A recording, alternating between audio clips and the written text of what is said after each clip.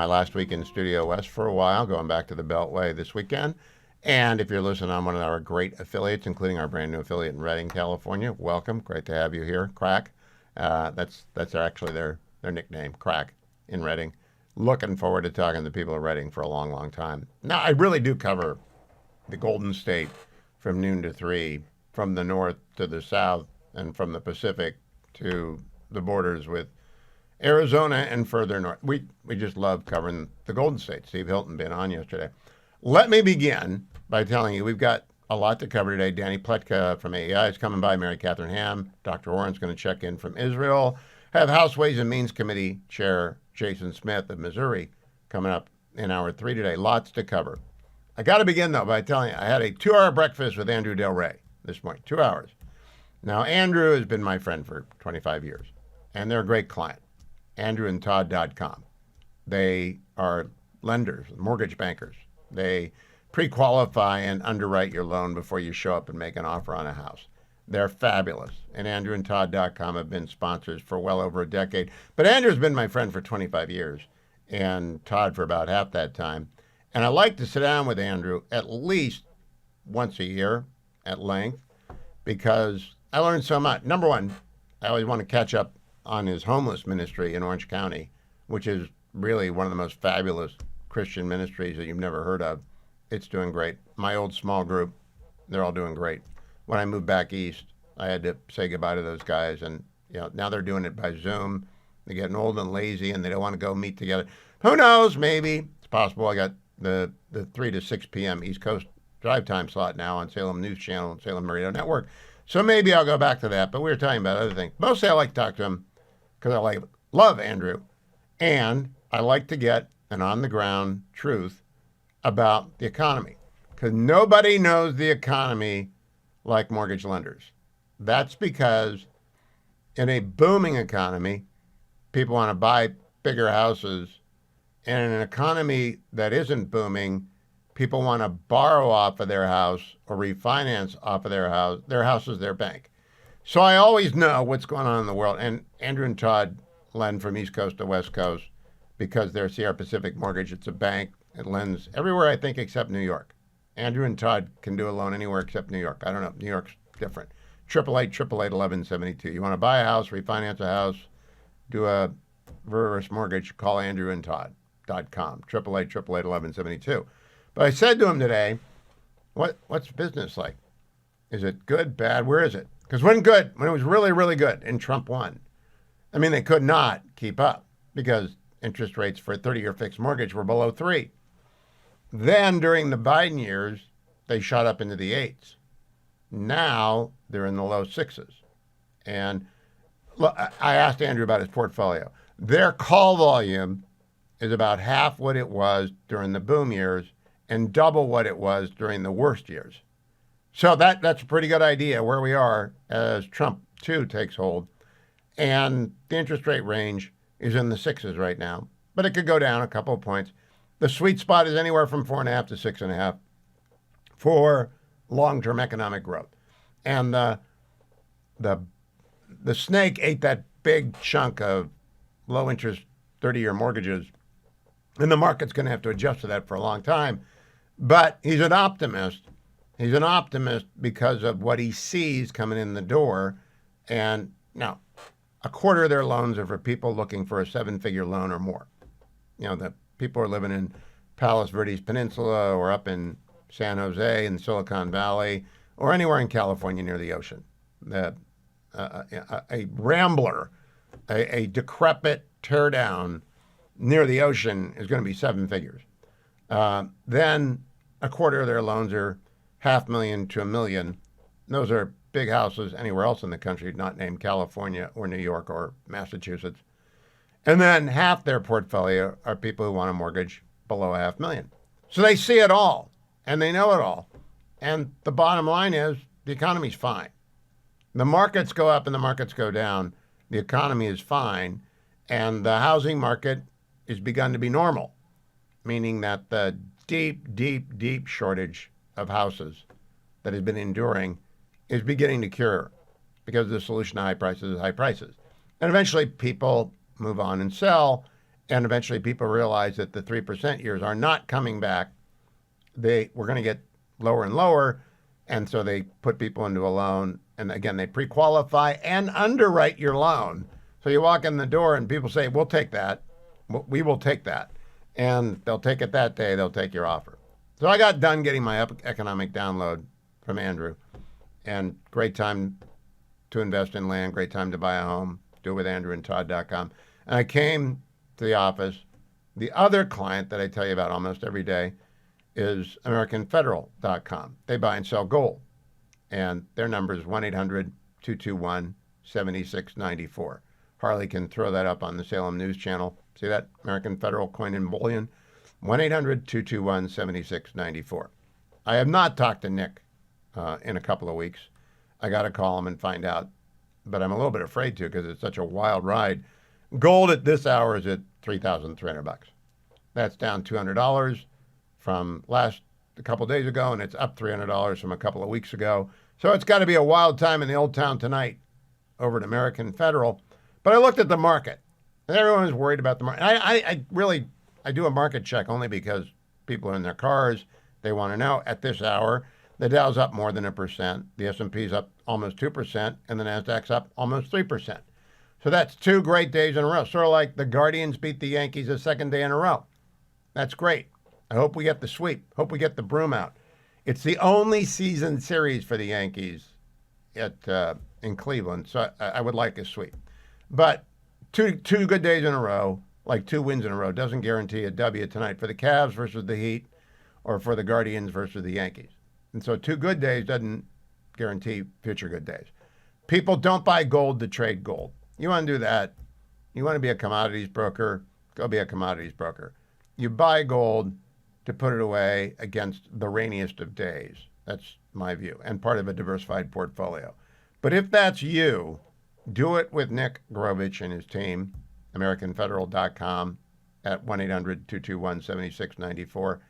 And I tell you that because markets are going to settle down. The economy is going to grow if we get and that's where we ended up talking today, Andrew and I. Got to get the tax bill done.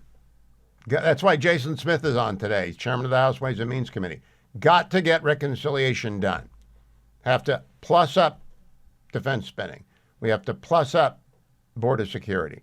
We have to deregulate energy exploration. Crude, by the way, is down to $62 a barrel. That you're going to see that at the pumps soon, unless you live in California with its crazy rules. And the tax bill will bring certainty to people's business plans. So the sooner they pass it, the sooner the economy booms and interest rates fall. So Trump is jaw-jawing Jerome Powell into dropping interest rates in anticipation of that tax cut and that boom in economic growth. And whether or not Jerome Powell does it or not, I don't know, and I don't really care. People should not be making investment decisions on emotion or on prediction or on AI.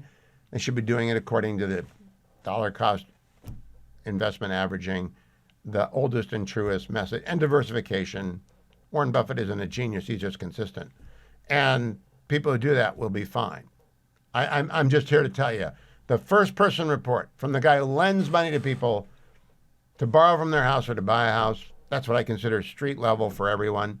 Half their loans are for houses or properties under $500,000, and half their loans are above that. So they get the full view of the American economy. And it's good. It's good, and it's going to get better. Now, a lot of people want to hate on the economy because they hate Donald Trump. They want to defend Harvard because Donald Trump's mad at Harvard. Whatever they do, it's just, tell me what Trump's doing, I'm going to do the opposite. Not a good way to make any decision at all. Because politics is quick passing, and the law and the Constitution are not quick in passing. So they ought to fix on the law and the Constitution and stay focused on the law and the Constitution. I recommend to you the lead editorial in the Wall Street Journal today. Should Harvard be tax exempt? Their answer is, we know Bob Jones University precedent is out there, but we are afraid of it, so don't apply it to Harvard. My answer is, that isn't how it works. The Bob Jones precedent is out there. You don't get tax exempt status if you discriminate. You get to earn it back after you prove you've stopped discriminating. Bob Jones University got its tax exempt status back. In the meantime, it applies to Harvard. So to the Wall Street Journal editors, Stick to talking about free markets and fair markets. Don't tell me about constitutional law, because you're wrong. You're just wrong. Bob Jones's 8-1 precedent, it applies to Harvard. Don't make an exception because it's the oldest university in the United States. Joined by Danielle Pletka, fellow at the American Enterprise Institute, a.k.a. Danny Pletka. She is the co-host of What the Hell is Going On with our friend Mark Thiessen. And I am told that What the Hell Going On is now a Substack, Danny. Is that correct? It is. Thank you. Yes. Tell us, the one thing about Substack, I'm always confused about the URL. What is it for your Substack? It is whatthehellisgoingon.substack.com. Okay, I can remember that because I've liked and followed What the Hell is Going On that you and Mark. I want to talk about Iran with you, Danny, but first I want to play for you. It's a minute and a half. Secretary Rubio with Barry Weiss. All right, we don't have it. It wouldn't load. I'll tell you, he basically said the president would rather have peace with Iran. They can have a peaceful nuclear program, but we're going to change direction here. How do you read all the various signals coming out of Team Trump about Iran? I'm really nervous, I confess to you. I think that the Trump team on Iran has delivered so many different messages that they have signaled to the Iranians that they are going to be as weak, if not weaker, than the Obama administration was. They've got Steve Witkoff doing Russia, they've got Steve Witkoff doing Gaza, and they've got Steve Witkoff doing Iran. He's not expert in any of those things, and no human being can do all of that. And I thought Rubio made things worse when he suggested we were open to a peaceful nuclear program with Iran. Why that? Because the peaceful nuclear program, such as the UAE has, is one that doesn't have enrichment. You get your enriched uranium from elsewhere. You get it from us. You are right, but there have been suggestions that we would allow them to have enrichment. There's been waffling and a lot of mixed signals from the administration about that question of enrichment. And when you see what the Iranians are saying on the other side, which is this could really revitalize the American nuclear industry. There could be potential for trillions of dollars of investment in Iran to build peaceful nuclear plants. Let us recall that Iran is one of the largest producers of oil and gas in the world. They do not need a peaceful nuclear program. It is a front for their weapons program. Well, you and I know that, but I also believe I want to believe, so I believe, that the president and the secretary of state are painting a corner into which Iran has already stepped and from which they cannot emerge. We've got the audio. Let's listen to Marco Rubio and Barry Weiss talking about this. Play it, Adam, please. Now, the previous deal was bad for a number of reasons. It gave Iran immediate and full sanctions relief in exchange for enrichment capabilities that at any point could be weaponized in the future. They got to keep that permanently. They got to keep the sanctions relief permanently, and they only had to live by the enrichment limitations for a defined period of time. In fact, right now we are entering that period of time in which the requirements of that deal would have expired. So it was a bad deal all the way around. We gave them permanent concessions for temporary concessions on their part. So now we've reached that point. Let me make a second point, and that is the worst thing we do not want a war. We do not want to see war. This is not a president that campaigned on starting wars.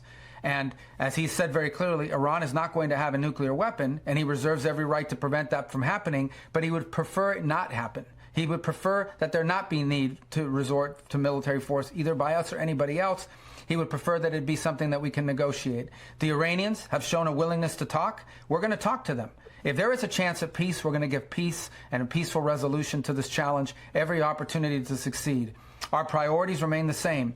If Iran wants a civil nuclear program, they can have one just like many other countries in the world have one, and that is they import enriched material. Now, we're not going to negotiate this in the press. We're not going to negotiate this publicly because it undermines negotiations. But there's a pathway to a civil, peaceful nuclear program if they want one. But if they insist on enriching, then they will be the only country in the world that doesn't have a weapons program, quote unquote, but is enriching. And so I think that's problematic. But again, let's give peace every chance here to succeed. So, Danny, the president that's not peace in our time, Munich. That's a very clear line, right? And I want to believe that Trump and Rubio are very clear there. You're skeptical still.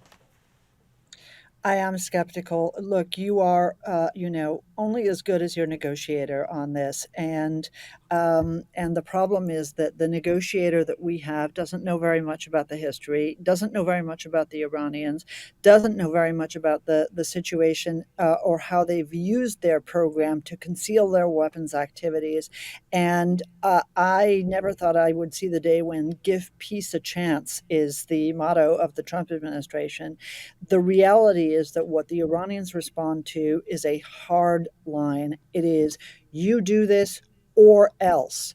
And that is not what the Iranians are hearing. This is why, for example, Hugh, the IRGC, the Islamic Revolutionary Guard Corps, which is the most hardline element of the Iranian military, they got on board with the nuclear negotiations this week, and it's because they think, they think happy days are here again.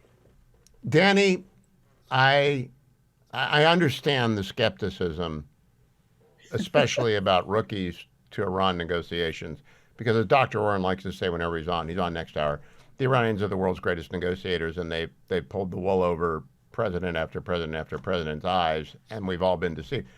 I don't think you can do that with Trump because of the Soleimani example, because they spent the last 5 years trying to kill him. Do you really think he's going to be fooled? I would love to believe you're right. I would love to think that that the man who made the order for the strike on Qasem Soleimani is still the same guy in the White House today.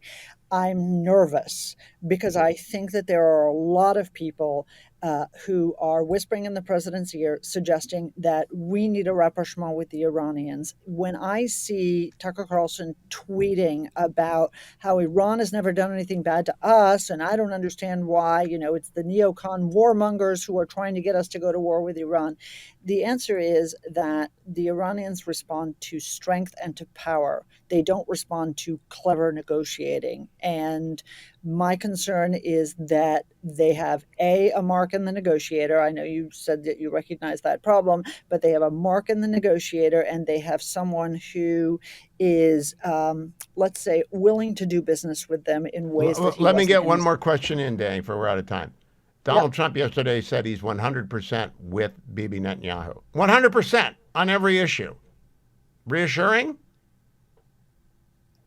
Yeah, it would be reassuring, except for the fact that when the two of them were standing there, the president basically surprised Benjamin Netanyahu because they hadn't coordinated previously and hadn't told them that they were meeting with the Iranians at all. That doesn't sound to me like an administration that is 100% with Bibi. And again, I'm more comfortable when you say I'm 100% with Israel than when you say I'm 100% with a political figure. But I think the evidence suggests that they're not 100% together. The evidence suggests that they are going to do this without the Israelis. And the fact that Oman has brought in the Russians to these negotiations makes me even more nervous, especially when we see Steve Witkoff heading back to Moscow again this week. So the bottom line is, I think, 6 months from now, either you or I will be right in our lean-in, right? 6 months, we'll know true. within 6 months, right? That's We will. true. I think so, yeah. We Yeah, will. that's the good snapback. news is one of us is going to be right, and the other one of us will praise that person I want you or to be not, right. depending on what happened. Danny Pletka, who is the co-host of What the Hell is Going On podcast and What the Hell is Going On.substack.com. Thank you. I want to go back to yesterday's discussion before the United States Supreme Court about Montgomery County schools, and it's Mahmoud versus Taylor. And this time, I want to go to Justice Gorsuch, who's talking about the Montgomery County mandatory sex ed and inclusivity curriculum, cut number 22. Justice Gorsuch? I just want to make sure I understand a few fact things and then a law question. What age do you, in Montgomery County, teach students normally about human sexuality? I think that it begins in either 4th or 5th grade. The human sexuality class The Family Life and Human Sexuality curriculum. Okay. I'm not entirely sure. starts in 4th or 5th grade, you I think so. Is there anything you can point us to in the record on that? I don't think so. Okay. And second, these books are being used in English class. The division between English class and other things in a second grade classroom doesn't really exist. You're sort of in a room with a teacher and sometimes No, I appreciate that. I went to second grade too. Yeah. But it's part of the English curriculum that these books are being used in. I thought that. I personally don't believe Justice Gorsuch went to second grade. I'm on the record. I'm doubting that. I think he skipped like 5 grades. Go back to the tape. Yeah, I'm not fighting the premise. I'm just saying that It's not the math class. It is not. It's not the human sexuality class. It is the certainly English not class. the human sexuality class. Yeah. I'm just sort of fighting the premise that there's a neat distinction. Okay, and they're being used in English language instruction at age 3.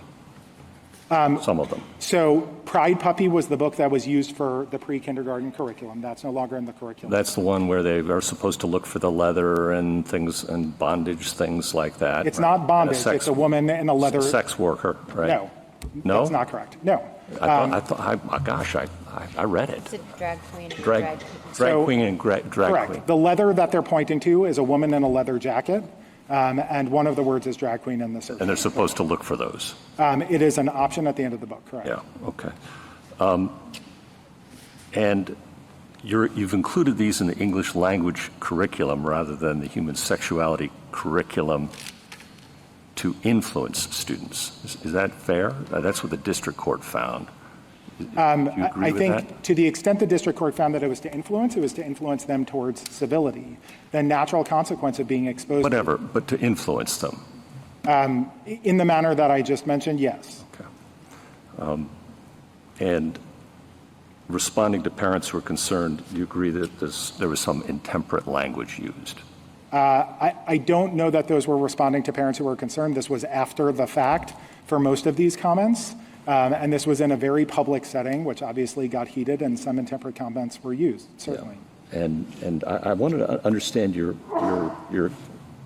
context that you were giving about the statement that some Muslim families, it's unfortunate that this issue puts some Muslim families on the same side of an issue as white supremacists and outright bigots. I think in response to Justice Sotomayor, you were trying to give some context to that? I don't think I was speaking directly about that comment. I think that comment was given or was made in June, which was several months after the decision to withdraw the opt-outs was made. I don't have context for that statement, no. Okay. And then the legal question. Why isn't discrimination against religion a burden on religion? If a state, now this is hypothetical, not moving away from the record, if state actors intentionally discriminate against religion, what secular purpose, valid secular purpose, could that serve? And how wouldn't that be a burden? So I don't know. I mean, it depends on the hypothetical, what the state is doing and whether there's a secular purpose. That's hard to imagine one. But if the state is discriminating Against Muslims or Catholics or Protestants or whatever. I think this court has recognized that when an enactment that discriminates on its face, or has recognized with respect to an enactment that discriminates on its face, it is intrinsically coercive. That's how the court has performed the burden inquiry. If you are privileging one religion over another, you are coercing people to subscribe to that particular set of beliefs in order to get... So that's a burden? Yeah, absolutely. Okay. Thank you. I got to tell you, Alan Schoenfield, I hope I'm pronouncing your name correctly, Schoenfield. I'd find another line of work. I just don't think this was your line of work. Maybe you've been up there a lot. Maybe you've won some. Maybe this was your chance to argue a case before the Supreme Court and you did not take advantage of the many well-respected litigators of the left who have appeared routinely before the court and don't argue with them about basic factual premises which are in the record. But I got to tell you, I don't think you won Neil Gorsuch over. That's like we lost Kavanaugh and Gorsuch already. It's not looking good for Montgomery County. And I think that means it's looking good for American parents. I want to tell you about our friends at the American Legislative Exchange Council, ALEC, alec.org, alec.org/Hugh, if you want their newsletter. But if you want their annual report, which came out last week, richstatespoorstates.com. Many of you have asked me about that. It's free. They'll send it to you, and you can find, you want to know where your state is. Like I'm going to sit around here and look up your state. No. You go to richstatespoorstates.com and ask them to send you a free copy. I think Jonathan Williams, their president and the CEO, will actually personally put the post stamps on and send you rich states, poor states. But you got to go to richstatespoorstates.com to find out how you're doing. Mary Catherine Ham joins me now. How are you, Mary Catherine? Oh, you were saying .org. I thought you were saying it works. richstatespoorstates.org. And I hope you're right, Adam. I think it's richstatespoorstates.com, but do it one way or the other. And if they're smart, and those people at ALEC are very, very smart, you can go and listen. You'll find it. But if you want their newsletter that updates you every week about what's going on in the state of the states, go to alec.org/Hugh. But I think it's richstatespoorstates.com. We'll find out. Meanwhile, if you're missing Dennis Prager, we had a bit of Pragertopia for you. Give a listen. I have a question, and that is, do you believe in love at first sight? So what I'm really asking is, if you experienced it, did it turn out to be accurate? Or was it more romantic or lustful first sight? I don't know what the answer is to Dennis's question. All I know is that if you want to, go to Pragertopia and become a member, and then you get your daily dose of Dennis until he comes back. And I think it's going to be June, and we're waiting for that, looking forward to it, eager to hear, deep, deep wisdom from him after his injury during his recovery. Cannot wait to hear that. Still standing by for Mary Catherine, so we'll talk to her during the break and in the last segment. Don't worry about that. But since that's going to happen, I'm going to do my last read of the hour. By a read, that means an ad. This is an ad. I have become a consumer cellular user.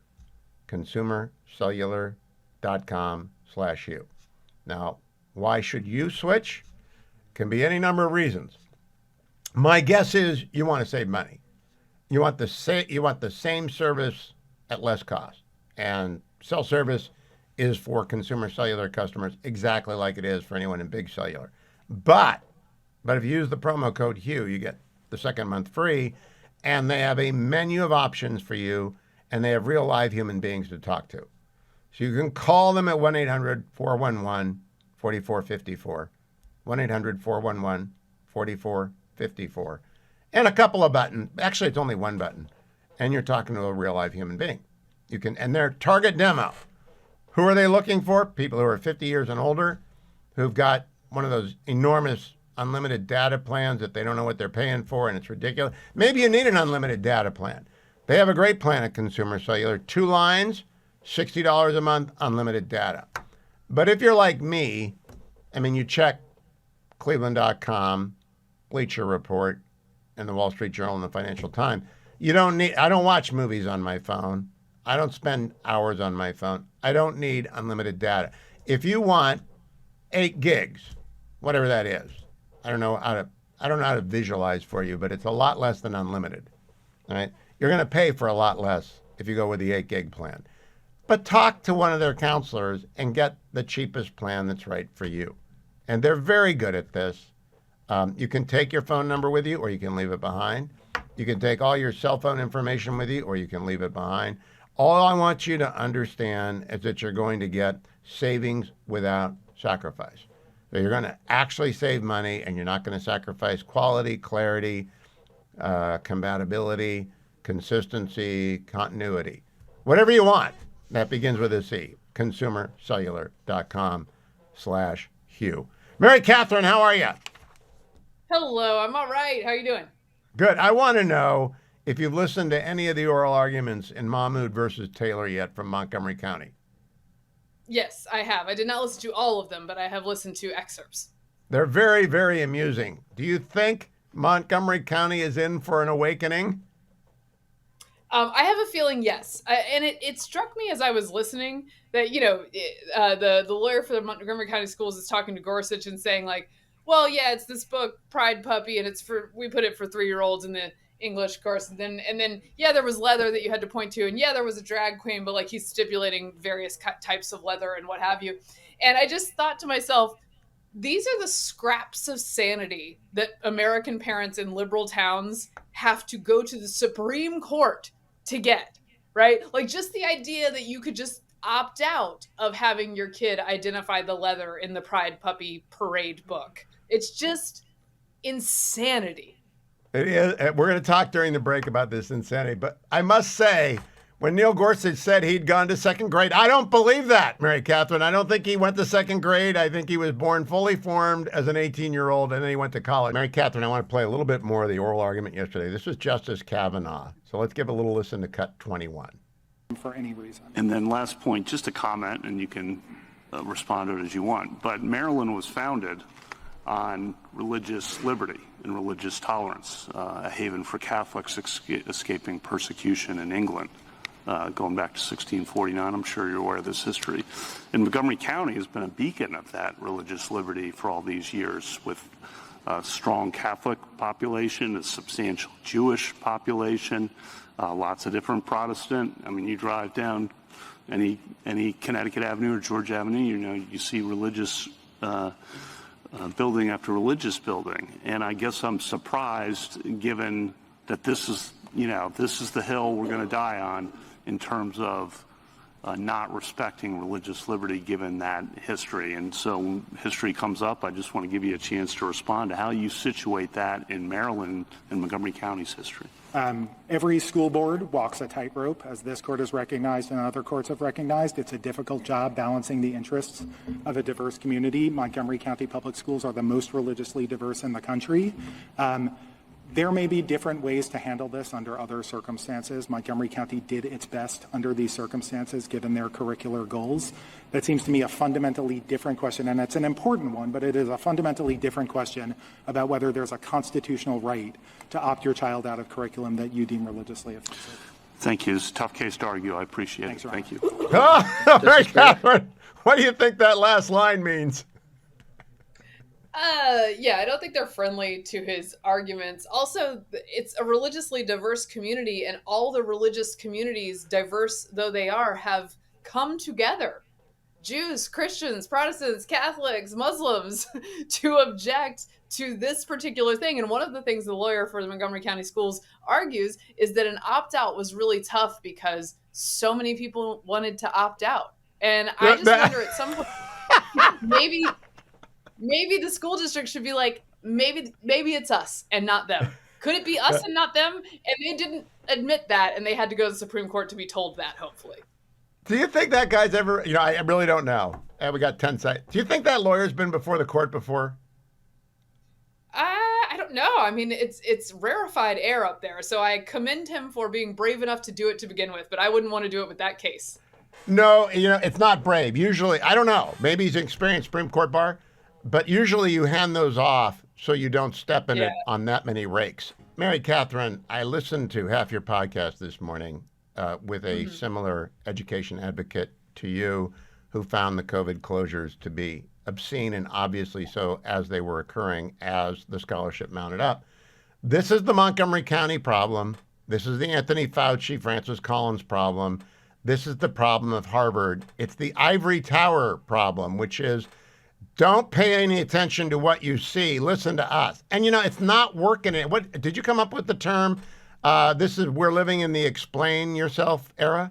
The explain yourself era, yes. Look, I think Tyler Cowen wrote for the Free Press about expertise and the elite class and how, elitism is not something to be hated, and it requires intellectual inquiry and open inquiry and truth seeking. And I said, he was kind of using it to excuse expertise in the elite class during COVID and say that they mostly got a lot of things right. And I would say, yes, elite intellectualism does require all those things. And I didn't find any of them in the sanctioned elite almost. It was a very few dissenters who really were looking at the evidence and were being courageous enough to say that they were seeing something different and should come to different conclusions, and that schools and freedom and the ability to practice your religion was important. So they've lost all this trust because they were not only wrong, but they were rude to everyone else and socially pressured everyone else who was right. And then they lied to cover their butts. It's a three-pronged loss of trust here. And they continue to try to sort of rewrite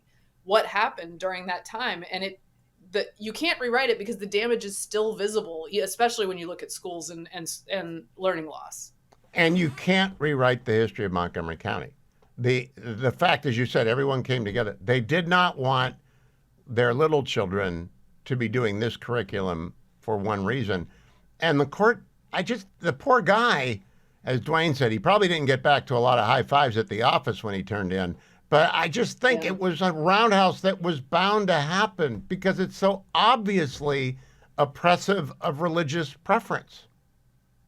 Well, and I think you have a liberal bubble problem in all these areas where a lot of people get the impression that, like, of course we're right. Of course we're doing the correct thing. We're the good people. And that's their line of reasoning. But that line of reasoning doesn't cut it at the court when you have to argue about first principles. And perhaps, although I've heard worse, perhaps you're right that he should have passed it off to somebody. Yeah, well, I want one more question for Mary Catherine Ham, but we're going to run out of time and go into the break. So I'll ask it during the break and we'll post it over. Don't forget, go and sign up for Mary Catherine and Vic Mattis's podcast. And what's the second podcast, Mary Catherine? I do normally with Carol Markowitz. And we go cover sign education. go sign up for Normally as well as for Getting Hammered. And follow Mary Catherine on X at MK Hammer. Mary Catherine, I have no idea what my engineers are trying to tell me. We may go up and down here for a moment.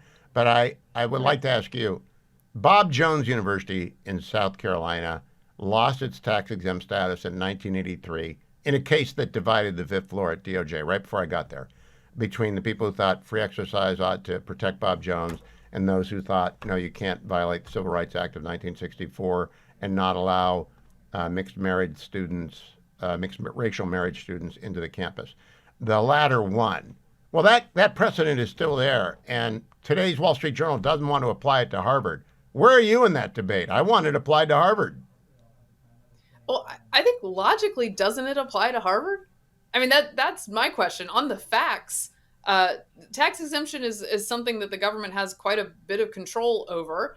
And if you go by the Bob Jones precedent, it does seem to me that Harvard, you could easily argue, as it's been found in courts already, that Harvard has been discriminating on the basis of race against several groups and violating all sorts of rules in this way. I think perhaps the administration should have gone down this path instead of sending that letter in the first place. Well, it's a demand letter. And I point people back. Before the administration sent the letter, Alan Garber, the president of Harvard, did this rather pompous open letter on March 31st called Our Resolve. And it's, we got an anti-Semitism problem. We know it. We admit it. We're working on it. Trust us letter. And, we trusted them on admission. It's my alma mater. They're just breaking the law left, right, and center. Why would we ever trust, and this goes back to the same issue as during COVID, why would we trust elite institutions to see, much less to remedy their ills? Yeah, we don't trust them because they're not trustworthy. And further, they think the things that they have done that are, by definition, discriminatory, they think those things are morally good and therefore worth having discriminated. That's the problem, right? They think it's good. It's the good kind of discrimination if it's against Asian students because you're trying to increase other minority populations. It's an okay kind of discrimination because you're just discriminating against Jews on behalf of an oppressed people, and that is okay. I mean, that is a lot of the thought process at these elite institutions, which, again, as I noted, I don't think do open inquiry and truth-seeking very well, and they sort of give themselves a bunch of pats on the back and attaboys. And I think, as you point out, that perhaps Harvard is in the wrong when it comes to the Bob Jones standard. I think courts have found that. They are, and I've got 2,500 words going to Fox News tomorrow about that. Mary Catherine, I heard a small in the background. So I will release you to go back to find out whether or not they found something else in the nursery to weaponize. Because those two are really... They're very, very ingenious, and I appreciate you bringing us up to Getting Hammered. Mary Catherine Ham, thank you. Thank you. Pleased to welcome Dr. Michael Oren, Wilson Center Senior Fellow, former Israeli ambassador to the United States and frequent guest here. Michael, welcome back. Good to see you. How are you? I'm good. How are you? I'm good. I want to have two big questions for you. The first has to do with Harvard. And I know you're familiar with Harvard and Princeton and all the elite Ivies. Harvard on March 31st put out a letter from Alan Garber, their president, saying, trust us, we're working on the anti-Semitism problem. Well, the Department of Education doesn't trust them, and now there's a lawsuit that Harvard is trying to sue over. Do you trust Harvard to get rid of the anti-Semitism on its campus? Well, I try to trust this president to do a good shot. He's he's a Jewish fellow, and he has made that commitment. Unfortunately, my concern, Hugh, and I must share it with you, is that I think there's a broader culture comp going on here between the administration and Harvard and elite education in general in the United States. And it's not like there's not a problem. You're a graduate of that place, and then when you were back there wasn't this problem. But I've been back there since then, and yes, they're teaching their kids not to. What can I say? And this is an understatement. Not to like the United States of America, and not to like the values that America is founded on, and that is a deep problem. That is a deep problem. So that problem has to be addressed, whether it's being addressed in the way of like cutting off funds to the university and using anti-Semitism and the fighting against anti-Semitism as the reason to cut off funds to the university is another one. I was very dismayed to hear that the counter protest, the protest by faculties at universities across the United States against the Trump administration chose as the day of their protest. I don't know if you heard this, Hugh.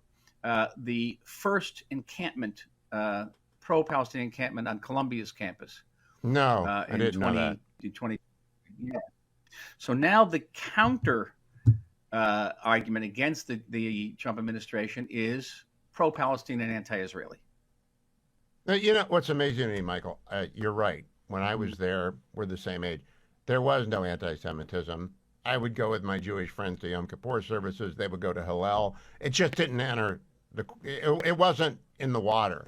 But 40 years of the Long March to the institutions has made it very difficult for me to believe President Garber's commitment, especially when Harvard sues the Department of Health and Human Services, saying you're treading on our free speech rights, ignoring the precedent of the Bob Jones case from 1983. I just don't know why we should trust anyone in higher education on this, or how to actually trust but verify. How would you verify? Well, the Trump administration's original requests from Columbia University, and Columbia acceded to those requests, to me made perfect sense. And there was reason to talk. I think what happened in this case was that some department in the Trump administration had sent off a draft of another proposal that hadn't been reviewed yet. And I think if you go back to the original request that the Trump administration made of Columbia and made those of Harvard, that would be the basis of a negotiation. Well, I do have the 5-page letter that came from the Department of Education. It's not unreasonable because it stacks the anti-Semitism on top of the anti-Asian American programs for, I don't know how long they ran, more than a decade, to make sure that Harvard wasn't too Asian American. Much like Harvard had a Jewish quota in the first half of the 20th century, which a lot of people don't know about. In our generation, Hugh, about 20% of Harvard students were Jewish. A quarter of Yale was Jewish. 30% of Columbia was Jewish, and now it's down around 6 or 7%. So what does that tell you? Have Jews gotten stupider? It's so clear to me that these institutions are so far removed from the Civil Rights Act of 1964. I just want to know if you share my skepticism. It sounds like you do. Now I want to ask you about a podcast I listened to last night by Haviv Redhead Gur about when did the Israeli public lose complete confidence in the promise of a Palestinian state living quietly and in peace with its Jewish neighbor. And he put it down to the Second Intifada. Do you agree with that assessment? Yes. Well, I lived through it all. I was an advisor to the Rabin government back in the early 90s, the beginning of the Oslo process. There was a tremendous amount of hope back then. And if you were against the Oslo process, you were an outsider.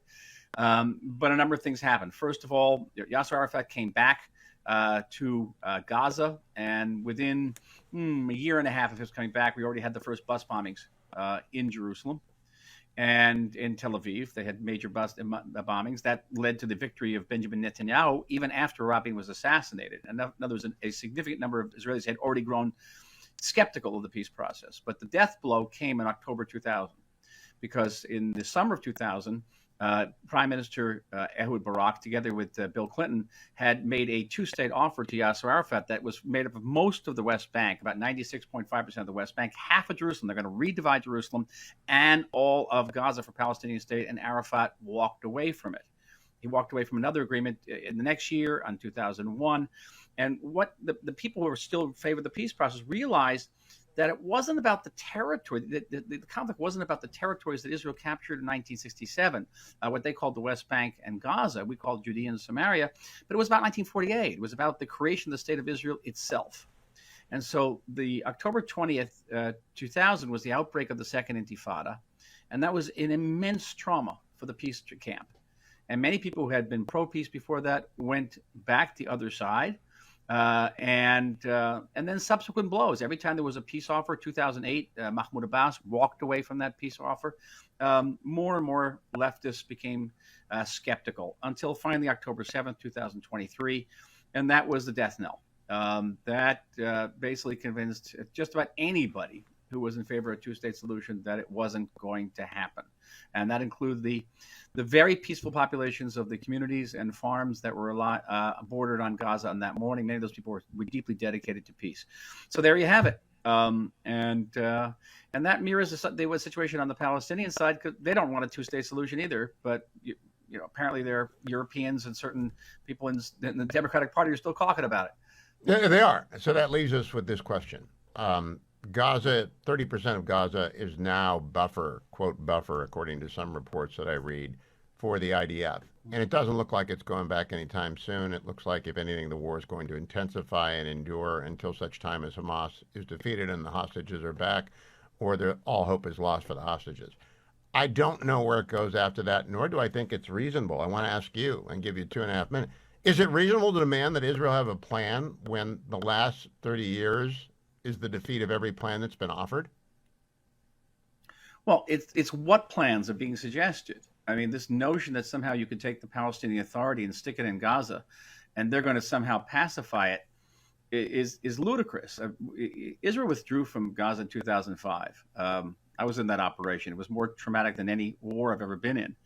And the PA came in and took it over, and the United States sent a high-level military mission, the Dayton mission, a wonderful man, Keith Dayton, to train the PA troops to withstand Hamas.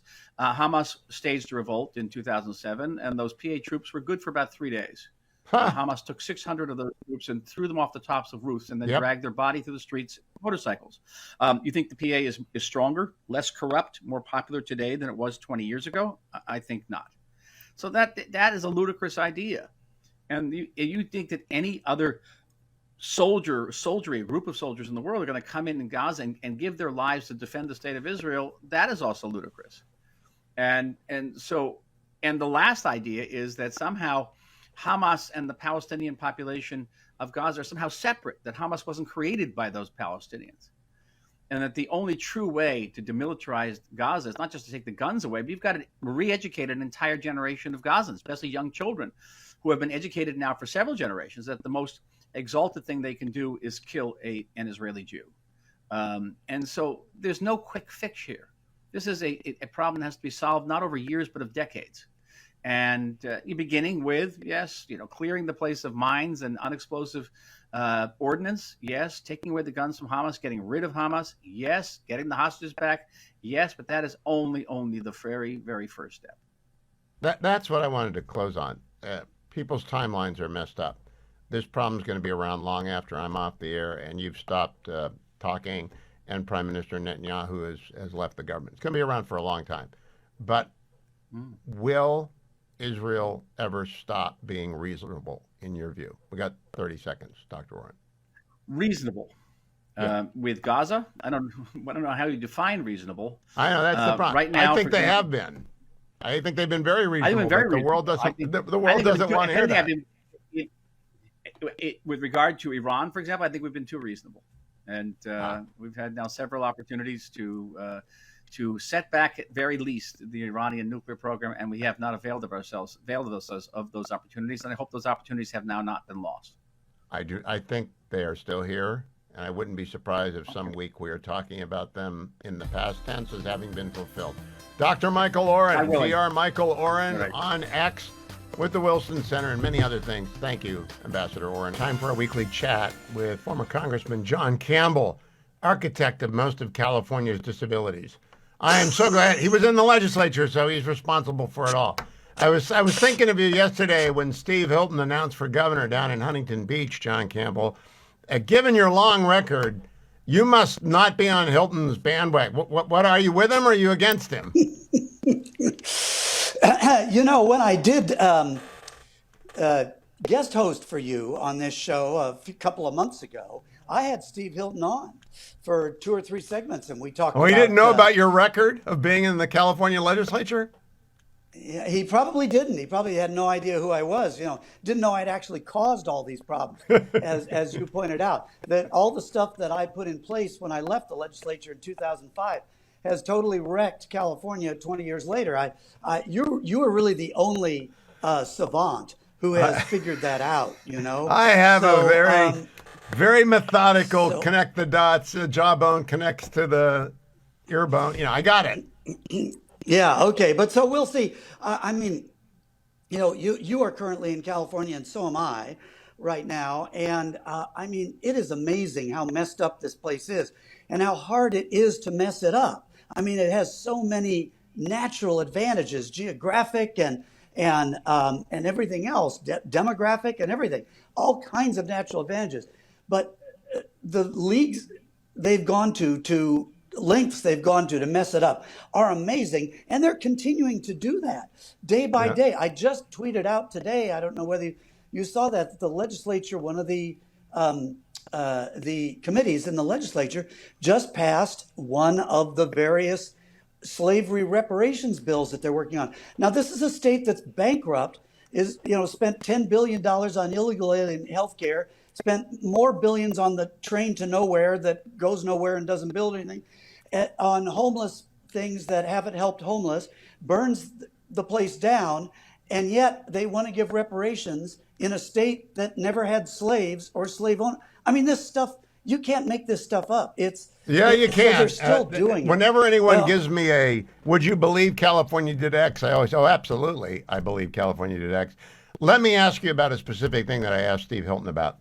Over the weekend, the fetching Mrs. Hewitt and I had dinner with Bob and Toby Waldorf, old friends of ours. Bob went to UCLA a decade before you did, and the entire year at UCLA, the entire tuition was $400. The fetching Mrs. Hewitt went to the University of California, Davis, about the same time you were at UCLA, and her tuition was $212 a quarter. So I'm just curious, you remember what you paid for UCLA back in the day? I do, exactly. I paid $208.50 a quarter. And for my I was only there 3 years. I had a lot of advanced placement credits when I came in. And so $208.50 a quarter. And for those of you who don't understand quarters, the quarter system is something that Ronald Reagan put the University of California on back when he was governor in the 1960s. So you have 4 quarters in a year, including a summer quarter. So if you didn't take the summer school quarter, you did 3 quarters rather than 2 semesters. But yeah, so add that up, and it was what, $624. You're on the fetching Mrs. Hewitt plan. Now I always like to ask Californians, because I went to college at the same time. And I know what Harvard cost in the 70s, $12,000 a year. My dad kept the receipts and made sure I got every one of them. So I know. I don't know how Harvard was at $12,000 a year in 78, and University of California was at $600. But I even don't understand more how nobody's kids can get into the UC system, and if they do, it costs a ridiculous amount of money. How did that happen? The University of California is a state institution, and so for residents, the theory has always been that your taxes pay for a bunch of that education, and that's why it is so cheap, or was so cheap, that you didn't have to pay it all because your taxes paid. And in fact, I remember I was a good student in high school. And high schools, as you probably remember back then, and maybe they still do, kind of evaluated themselves on their matriculation. How many people got into Harvard, Princeton, Yale, Stanford? And I remember when the headmaster called me in and he said, you're apparently going to UCLA. And I said, yes. And they said, you can get into Harvard. You can get into any university in the country.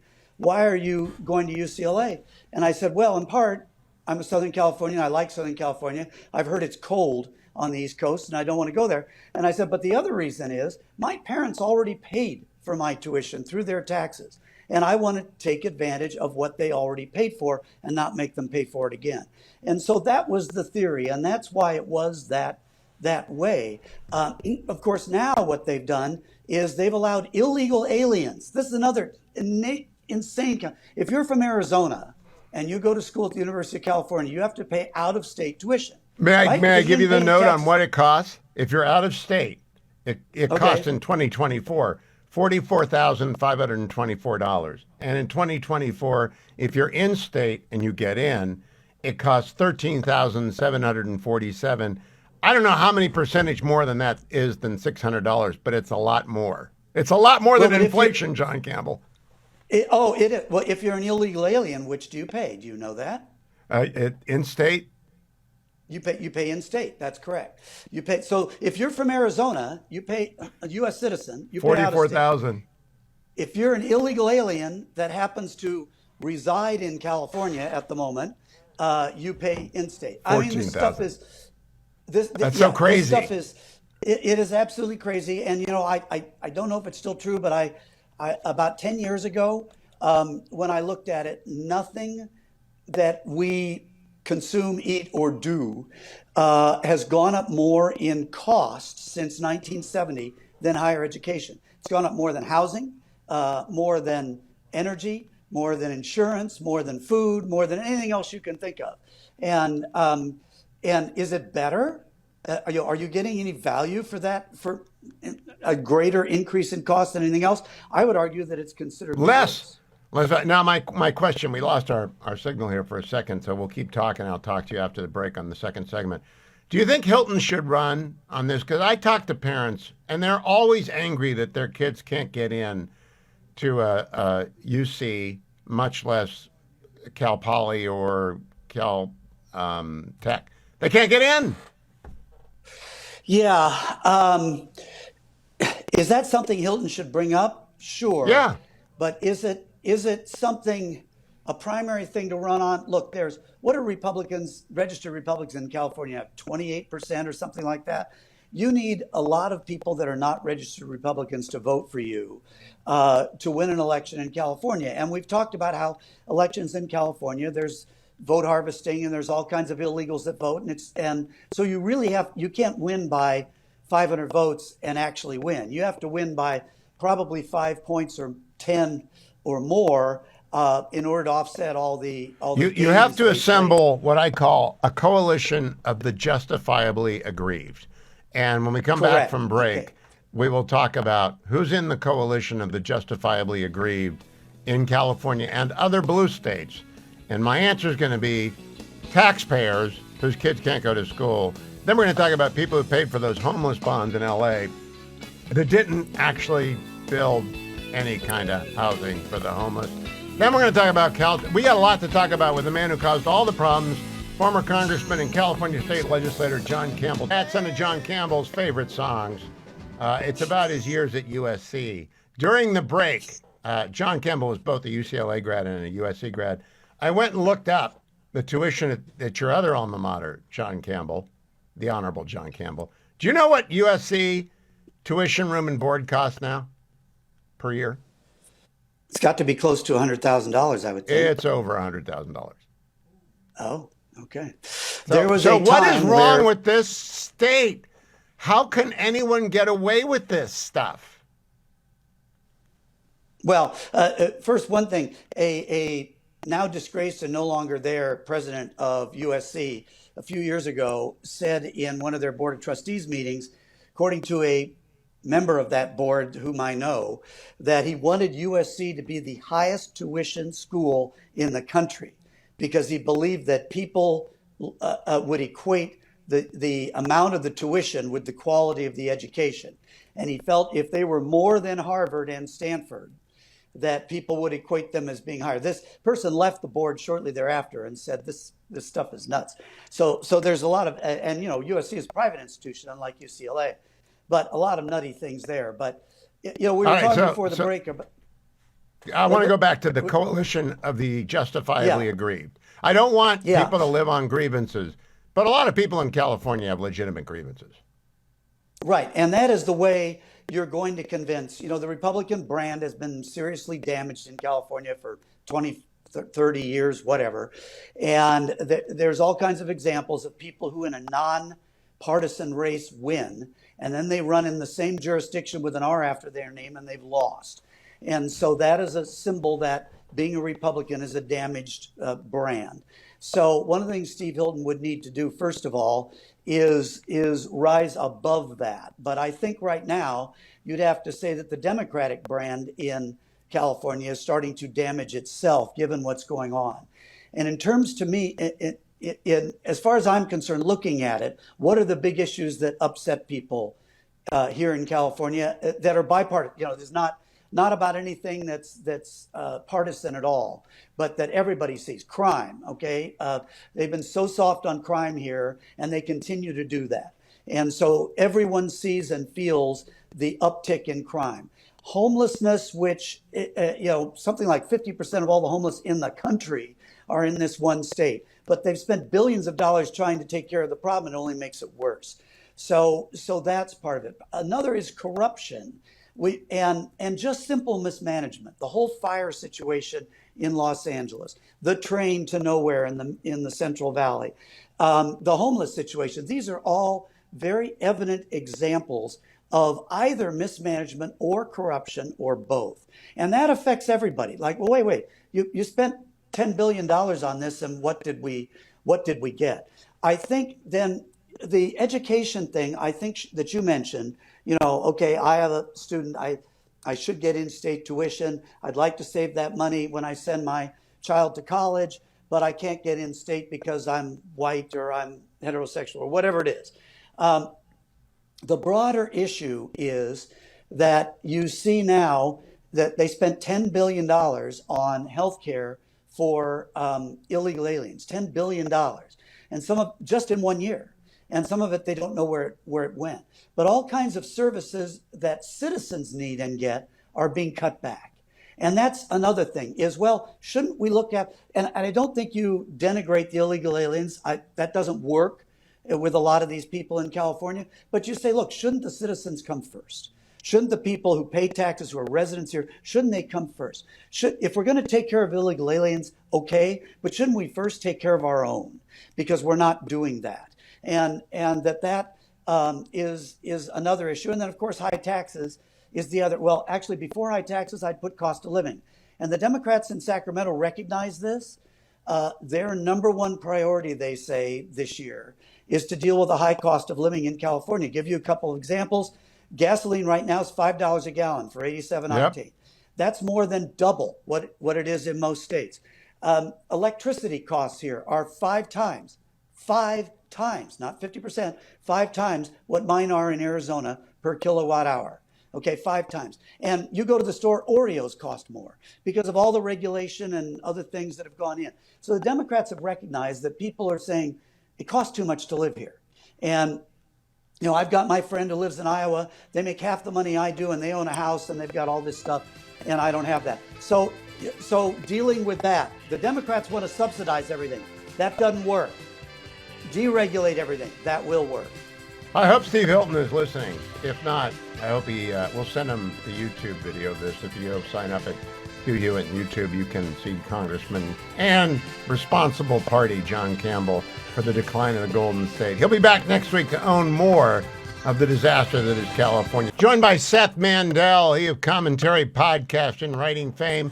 Hello, Seth. I did not listen to this morning's podcast, so I don't have anything current to listen to. I had to go to a breakfast meeting. But I want to talk to you about what I talked about with Dr. Oren about and with Danny Pletka about. I think we're going to bomb Iran within 6 months. You guys appear to be very skeptical of that. Why are you skeptical? Because I think Trump has said a number of times, give up the program or we bomb you. And I don't think the Iranians are going to give up the program, so I think we're going to bomb them. Yeah, well, if that were the case, then then I would agree. But I'm just Trump has gone back and forth on this, and he's had the opportunity. He has a window to do it now. He's had that window open for a bit. And there are changes taking place within the administration, right? His team is at war with each other. And I'm finding it hard to predict exactly how that will turn out. But that is the thing that, to me, undermines what President Trump insists he's going to do if and when. All right, now, Seth, my counter to Danny Pletka today was, hey, he pulled the trigger and had Soleimani killed. And then the Iranians have been trying to kill him for 5 years. Plus, he said yesterday, I'm 100% with Israel, just got off the phone with Bibi, and we're all good. We're 100% in agreement. I just think, as with Putin, he's giving the Iranians a lot of opportunity to show the world that they can't be dealt with. And I just think it takes 6 months to prove that point. And Rubio with Bari Weiss today made the point again, which they don't get to enrich anything in our world. And they can have a program like the United Arab Emirates have. They don't get to enrich either. Why such skepticism? Well, I think because when Steve Witkoff first entertained these discussions, he started with the Obama deal parameters, essentially. He said, well, they can enrich to 3.67%.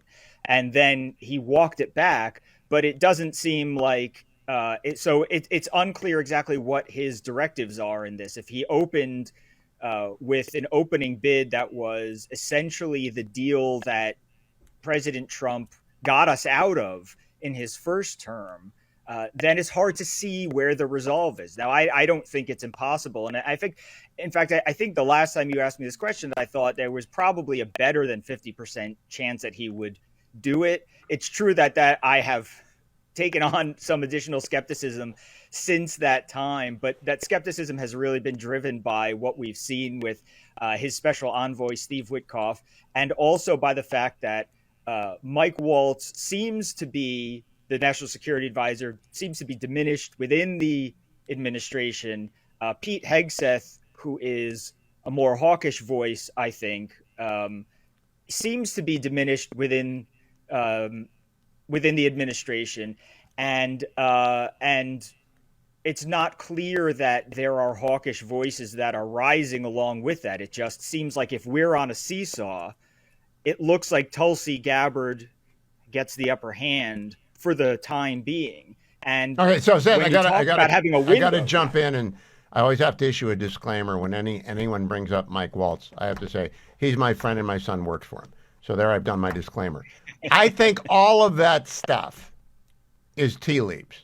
What I believe is what Trump says repeatedly, and he repeatedly says they can't have a bomb. And you and I know that means everything. They've either got to throw the doors open and let the IAEA in everywhere without notice, or we don't believe them. And I don't think Trump digs a hole this deep and then forgets about it. I just don't think he does it that way. Well, that's the question, is whether he is Obama with the red line, right? Obama's red line with Syria was a huge moment for the administration, where he said they can't use chemical weapons. If they use chemical weapons against their own innocent people, we're going to respond. And then we didn't. And not only didn't we respond, but we ginned up this ridiculous deal between John Kerry and Sergei Lavrov to get rid of the chemical weapons in Syria. And we just saw a New York Times story the other day that there may be 100 chemical weapons sites left in Syria or something like that. So that's the question. Is he just looking for something to call a win until, he runs out the clock and it's the next guy's problem? I think we're Seth, all you just reassured me, because the one thing I think I absolutely believe about President Trump is that he does not want any comparison made between him and President Obama that suggests that they acted in the same way. I do think that's a given. Now, I got to ask you quickly, because I didn't get Bethany this week for some reason. You guys live in a crazy place. Montgomery County in front of the Supreme Court. Did you listen to that argument? Sure. What'd you think? Do you think that lawyer has ever been in front of the Supreme Court before? I just think they have no good arguments in favor of preventing parents from opting their students out from these crazy lessons. I mean, these are inessential lessons. Nobody at the school is arguing that learning, about, I don't know, Tommy the Rainbow Unicorn or whatever is the same as learning basic math or science. In fact, it's unlearning science, really. But and the parents are not asking for a veto over curriculum, which is what the unions are saying. But it's not true. The parents are saying, we're not going to change anything about what any other kid gets to learn. All we want is for that inessential, which they've acknowledged is inessential, brief lesson, for our kid not to have that stuffed in their heads. And how do you argue against that? I mean, he's got to play the hand that he has. And I think it's a terrible hand. Oh, not only is it a terrible hand, though, Justice Gorsuch kept saying, well, isn't it true that this is, oh, no, that's not true. Then Justice Gorsuch would say, well, it's right here in the record. And the guy was backpedaling from the first moment. And I don't know if he's been there before, but these guys and gals, they're pretty smart. They read the record. They got clerks. I don't think there's a prayer for Montgomery County. And boy, did it sound bad. Do you think there is? A prayer maybe, but no, not real. I mean, I largely agree with you. I think that, the fact that these opt-outs existed in the past in the school system and then were taken away in very recent years when this became a hot button progressive movement topic, I think really says it all. How do you argue that we were happy to let them opt out until it turned out that lots of people wanted to opt out? And now that lots of people want to opt out, we can't let anybody opt out anymore. I mean, that's the argument. You will be made to agree. That's their policy. You will be made to agree. Seth Mandel, always good to see you. I will listen to you later today on the Commentary Pod from this morning. You ought to like and subscribe to Commentary Podcast and subscribe to Commentary Magazine. If you're watching on the Salem News Channel, you're in luck. I've got some clips of President Trump on the White House lawn today talking to a gaggle. Cut number 1. They all want to be involved with America, and we have a lot of action going on. We're making a lot of money, this country. This country is not going to be losing money on trade anymore. We were losing $2 trillion a year on trade. Now we're going to be making money, a lot of money. So that's very good. Every country wants to partake, even countries that have ripped us off for many, many years. China is an example, but it's not just China. European Union, they ripped us off for many, many years, and those days are over. We're going to make a lot of money for our people. We'll be able to lower taxes substantially, and we're going to be proud of ourselves. We're not going to be a laughing stock that got taken advantage of by virtually every country in the world. Market loved this stuff today, by the way. NASDAQ up 2.5%. More Donald Trump about China. Cut number 2. Clarify, Mr. President, on China.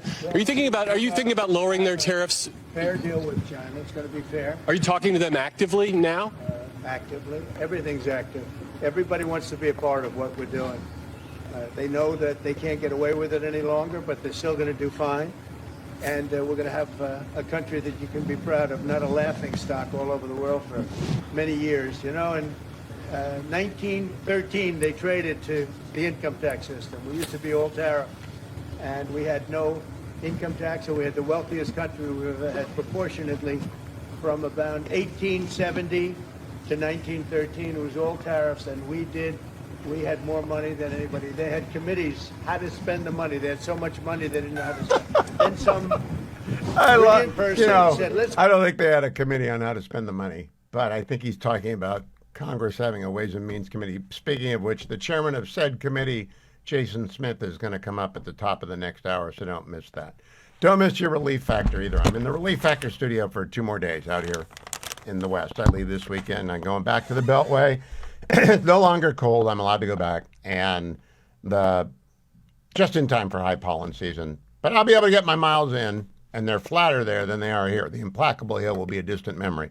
But Relief Factor goes with me. That's the flat part. That's, if you're watching on the Salem News Channel, that's Huntington Beach. You can run along Huntington Beach forever. That's like running alongside the Potomac. But whether you're going uphill, downhill, or just flat, Relief Factor, whether you're biking, walking, running, trundling, whatever it is, or you're in the gym and you're a gym rat, Relief Factor gets rid of the minor aches and pains that come with exercise and with aging. All you have to do is call the number 1-800-4, the number 4, RELIEF. 1-800, the number 4, and the word RELIEF. Say, hey, I've been hearing about you on the Hewitt Show forever. I'm going to try it for 3 weeks. I know that costs $19.95. Put me down for that. Or you don't want to call anyone at 1-800-4RELIEF. Go to their website, find the starter pack, $19.95, less than $1 a day. Resolve not to mask your pain anymore, but to get rid of it. ReliefFactor.com, ReliefFactor.com. Coming right back with Representative Jason Smith, Chairman of the House Ways and Means Committee. Our next guest, Chairman of the House Ways and Means Committee, Congressman Jason Smith of Missouri. Congressman, are you in Missouri or are you back in D.C.? I am in Missouri and pretty glad to be home. So. That's what I always hear from Missourians. Keep your eye open for Tim Garrison. He's a buddy of mine. You probably know Tim. Tim's a great guy. Very good man. Wonderful, wonderful guy. Look, Congressman, I had breakfast this morning with a mortgage banker, and he told me the economy is not going to settle and grow until we get the tax bill straightened out. I agree. So when do we get the tax bill? You know, I totally agree, Hugh. This is why you and I, the last time we were talking about how we needed to pass the tax cuts first, how we needed one big, beautiful bill. That's why I've been pushing it, is because America needs certainty. You're looking at 27 million small businesses that they're making decisions for next year, and they don't know if their tax rate is going to be 43.4% or 23 to 28%. We have to provide that certainty, and that's in fact what we'll do. I'm thankful that the House and the Senate have passed the budget resolution. That is just part of the process, and now the real bill comes. And so you'll see the 11 different committees in the House of Representatives start marking up over the next couple weeks, different portions of this big, beautiful bill, and we'll get it done. We'll get it done fairly soon. I'm happy with the progress that we've been moving so far. Couple of specific questions, Congressman. Where do you expect the debate on the SALT state and local tax deduction to settle? You know, so that's always been one of the key sticking points. That and a lot of the IRA green credits are things that have a lot of conversations. We've been pulling all kinds of numbers from the individual congressional districts of our members in California, New York, New Jersey, and trying to figure out what is that right spot. And we've been going back and forth with a lot of different ideas and numbers. That number is not agreed to yet, but we're getting pretty close. All right. Now, Congressman, I've also been persuaded that you can close the revenue gap, not by raising taxes on the highest earners. That's kind of not a Republican deal, but by opening a conversion window on Roth IRAs for traditional IRAs and 401k plans. Let them move over for a tax of 15 or 20% flat tax one time. Do you have a plan on closing that revenue gap with the Senate? You know, we've been working on this aggressively. The House Ways and Means Republicans, we put in more than 50 hours in the last 6 weeks trying to craft this bill and looking at every provision within the tax code of, like, how could it be enhanced? Is this a provision that we don't need, whether it's an IRA credit, whether it's looking at I'll just say it, looking at endowment tax on universities. We're looking at all kinds of things to close that area that we need. We have to make permanent Trump's expiring 2017 tax cuts. We have to deliver on the president's promises when it comes to no tax on tips, no tax on overtime, tax relief for seniors, tax incentive for products produced in the United States. And these are all things that we're working for, and they're going to have to be paid for. And so we've been looking at all different options. This is one that has been discussed along with numerous others. Now, the conversion attracts me only because I think people ought to be able to use their money without government oversight and mandatory withdrawals and all that kind of stuff. Is there a voice on the committee for converting everyone to Roth IRAs and getting a flat tax done? There has definitely been members on the committee that has brought up exactly what you've been pushing. Even the Speaker of the House has brought this up to me himself. So it has been part of the conversations. The issue that we have with any tax provision, I'm not talking about this tax provision, I'm just talking about all of the tax provisions as a whole, is trying to thread that needle, because We can only lose 3 people at the most in order to pass this bill, and trying to keep the Republicans together. They've done a good job so far with the budget resolution, with the spending bill. We have to keep them together on this package. So I'm just really trying to thread that needle, but failure's not an option. I don't envy you that. But I also don't think there's a single member who's going to find their constituents are against a conversion window. Let me turn to that top income tax bracket. I personally would not object. I don't care if they add a bracket for people making 7 figures or more or even higher. But I know that a lot of people do because it's sort of contra the flat tax approach of the GOP since Reagan. Where are you on that, Mr. Chairman? So I haven't taken a position either way. It's much like every position. I've just been, I guess you could say, Switzerland, trying to make sure that I can pull all the forces of this conference and in the Senate together along with the White House. There are members that have been discussing this provision, much like others. I want to deliver a pro-growth, pro-worker, pro-family, pro-small business, pro-farmer tax bill. And the way that you do that with Republicans is making sure all Americans are paying less. You know, Mr. Chairman, you used the word Switzerland. Throughout Republican primaries dating back to 2008, I said, I'm Switzerland. Everybody's welcome here. No one's going to get gotcha questions. And it works.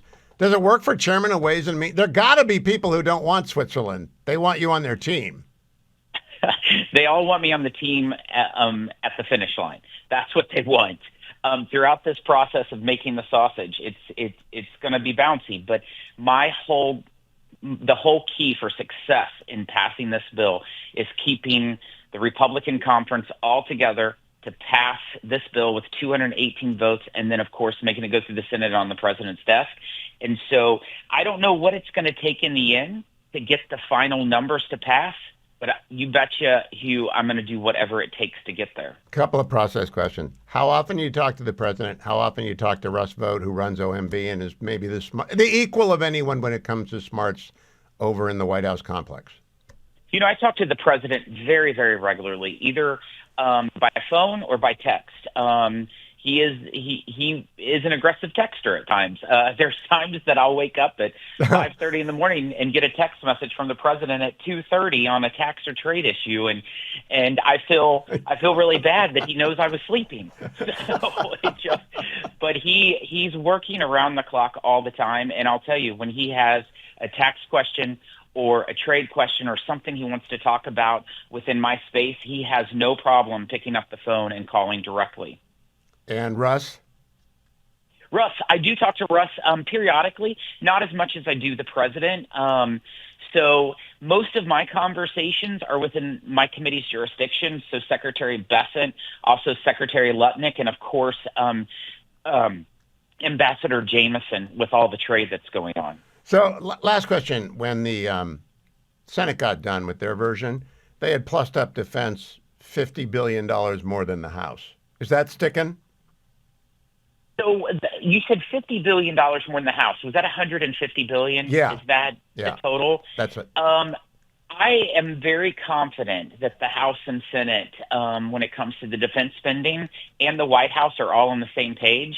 I don't want to share those numbers. I'll let Mike Rogers share those numbers whenever they're there, but I'm confident the House and Senate will be on the same page when it comes to And will Doug Burgum be happy? Because Doug Burgum wants to dig everywhere, sell everything, drill everywhere. I'm with him, by the way. I'm 100% with him. We have an asset sheet that we've never calculated and that we've got to put to work. Is he going to be happy with the final product? You know, this is exactly why we were pushing the One Big Beautiful Bill, because we want spending cuts. We want permanency of all these tax provisions and all the items that the president asked for. We want to unleash U.S. energy to make sure that we are energy dominant. We want to reduce crazy regulations, and we want to secure the border. Those are all things that will be in this bill. It's going to be, as the president says, one big, beautiful bill that will deliver for all of America. Well, we've been on the same page from the beginning, so I'll close with this. Outside date. When do we see a bill emerge from Congress for the president? Outside date. So my hope and my goal, Hugh, of course, I wanted this done by Memorial Day, but It took a little bit longer in the Senate to pass the budget resolution. I think it was 6 weeks they had it over there. But I really believe, Hugh, that we can get this on the president's desk by 4th of July. All right. If that happens, that will be enough time to save the Congress in 2026. If you get it done by Independence Day. So, Congressman, Mr. Chairman, Representative Jason Smith of Missouri, thank you. Back to work, back to the salt mines, and answer those texts in the middle of the night. I don't know. You got that. Thank you very much. I am joined now by Abe Greenwald, who is the executive editor of Commentary Magazine. He's on the podcast almost every single day. Abe, welcome. I want you to know that earlier today, I talked to Danny Pletka, I talked to Michael Oren, I talked to Seth Mandel. We all talked about the same thing, so I want to dive into it with you. Iran and the bombing. I have a great degree of confidence that Donald Trump is going to bomb those sites if they don't throw the doors open. Very few people share my confidence. I think you're among the skeptics as well. Tell me where you are on the confidence in Donald Trump following through on his pledge to us that unless they dismantle that thing, the bombs will fall. I'm not a total skeptic because I think one of Donald Trump's signal characteristics, and it's sometimes a great strength, is his unpredictability and his total willingness to do a 180 on any given policy. And if you look back to his first term as president, there was a moment where he was urged by White House staff and other national security figures to bomb certain Iranian targets. He was all set to do it, and he backed out. And then Iran kept provoking, and he took out, and Trump decided to take out Soleimani. So he is definitely not above changing his mind, changing tact on these things. At the same time, I have to say, I don't like where he's gone in terms of negotiations, even being open to it, in terms of talking about the viability or the possibility of a civilian nuclear program for Iran. I think that's all going down the wrong road. I think that's exactly what historically Iran and the mullahs like to play around with to buy time. So let me play for you the latest iteration of that, and for the audience who may not have heard it when I played it in the first hour. This is Secretary of State Rubio with Barry Weiss today talking about just that thing. Can we play for Abe in the audience cut number 24? Now, the previous deal was bad for a number of reasons. It gave Iran immediate and full sanctions relief in exchange for enrichment capabilities that at any point could be weaponized in the future. They got to keep that permanently. They got to keep the sanctions relief permanently, and they only had to live by the enrichment limitations for a defined period of time. In fact, right now we are entering that period of time in which the requirements of that deal would have expired. So it was a bad deal all the way around. We gave them permanent concessions for temporary concessions on their part. So now we've reached that point. Let me make a second point, and that is the worst thing we do not want a war. We do not want to see war. This is not a president that campaigned on starting wars. And as he said very clearly, Iran is not going to have a nuclear weapon, and he reserves every right to prevent that from happening, but he would prefer it not happen. He would prefer that there not be need to resort to military force either by us or anybody else. He would prefer that it be something that we can negotiate. The Iranians have shown a willingness to talk. We're going to talk to them. If there is a chance at peace, we're going to give peace and a peaceful resolution to this challenge, every opportunity to succeed. Our priorities remain the same. If Iran wants a civil nuclear program, they can have one just like many other countries in the world have one, and that is they import enriched material. Now, we're not going to negotiate this in the press. We're not going to negotiate this publicly because it undermines negotiations. But there's a pathway to a civil, peaceful nuclear program if they want one. But if they insist on enriching, then they will be the only country in the world that doesn't have a weapons program, quote unquote, but is enriching. And so I think that's problematic. But again, let's give peace every chance here to succeed. I don't want to see a war. The president certainly doesn't want to see one. So, Abe Greenwald, that's not Munich. That's a red line, which is if they keep enrichment, the bombs are going to fall. That's what I hear. And I also believe give the opponent every opportunity to prove to the world that you've been given every opportunity and that you don't want it. That's what I think is going on, your counter. Well, I think that's been done already. Look, I agree with Marco Rubio that the JCPOA deal was horrible and was a terrible deal. There are other forms of terrible deals. I think, to be honest, the Iran hawks, generally speaking, made a tactical intellectual mistake when, after the JCPOA was agreed to, when this meaningless, unenforceable, sunsetting bad deal was agreed to, the argument that Iran hawks started to advance was, no, no, no, no, no. We're not saying that there's no such thing as a good deal. It's just that this is a bad deal. And I have to say, I have always been on record, and I always have believed there is no deal. There is no good deal with Iran. They use symmetry. They use negotiations not to get to an agreed upon end. They use it to get gifts, get time, to buy time, and to elevate their status. And there is absolutely no reason to think that they are not doing this all over again. Oh, I agree with that, Abe. I don't think we'll ever get a deal with this regime, because this regime doesn't want to live in peace with Israel and the United States. In the alliance of tyrants, they're the junior partner, but they're the most erratic and fanatical of the junior partners to China, and we're never going to get a deal with them. I just think that we need to give Trump some credit for knowing what he's doing in a negotiation, which is talk softly and draw a very bright line, which is you cannot enrich, and we're going to bomb the living daylights out of you if you do. I hear that, and I just don't believe there's any reason to doubt Trump on that. I hope I'm not wrong. I don't think I'm wrong. Last word to you. Well, you're talking to someone I would very much like to give him the benefit of the doubt on this, because I think he's got a number of the issues, of the surrounding issues, particularly as they pertain to Israel, completely correct. I think that the story that broke in the New York Times, I guess it was last week, about the inner circle of his national security team going against assisting in an Israeli strike on Iranian nuclear facilities was a misstep.